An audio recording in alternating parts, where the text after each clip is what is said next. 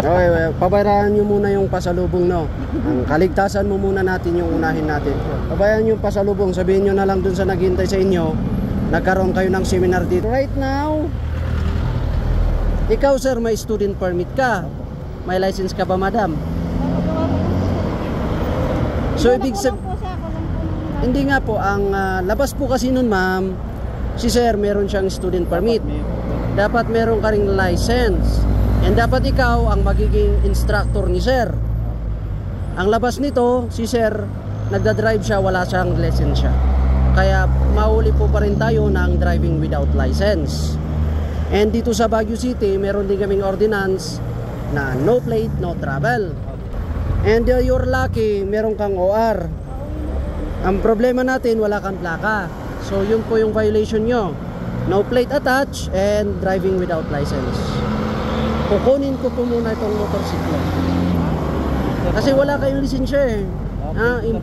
Impoundable po yung offense natin.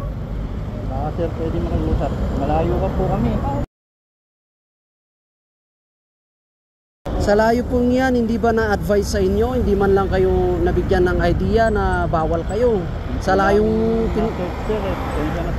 hindi, sa layo ng pinanggalingan nyo, wala kasi kayong plaka, so automatic at any checkpoint or roadside inspection na kagayang ginagawa namin, mapapara at mapapara tayo. I-require sa amin ito, ha? Mag-penalty na lang po kami. Para na po namin, sir. Okay. Hindi na po kami. Ang office namin dyan lang sa baba ng SM. Pagbaba mo dyan, pakanan ka. Pag nakita mo yung paradaan ng bus, Kaya na sir, sa susunod, papagawa na lang kami ng ano. pero ito sir, wala ka talagang license. Mahirap yun na iba.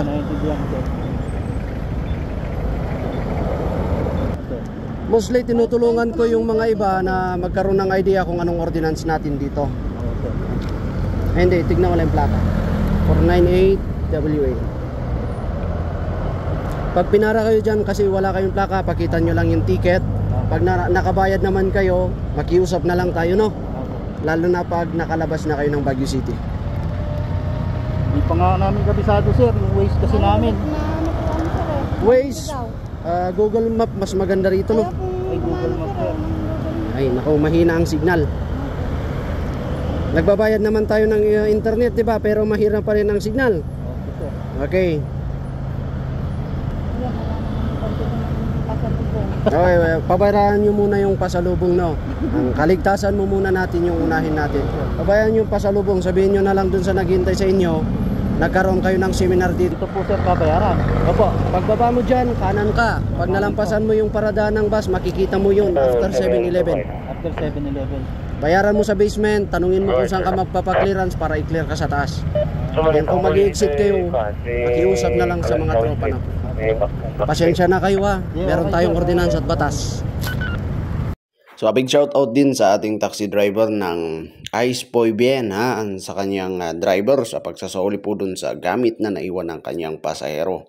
Mabuhay po tayong mga sir. And shout out na rin sa isang follower natin, si Sir J. Harris Mamuyak. Parehas lang tayo sir, shout out sa iyo idol, wala tayong day off. Diba sir, naramdaman mo rin, no? Pare-parehas lang tayo sir idol na wala tayong day off kahit holiday, okay? Kasi dyan, mas kailangan po tayo. Kaya minsan, dyan pa tayo mas maraming tropa at nagpo-full alert din tayo pag holiday. Kaya idol, wala kang day off, wala rin kaming day off pag holiday. So shout out sa iyo sir.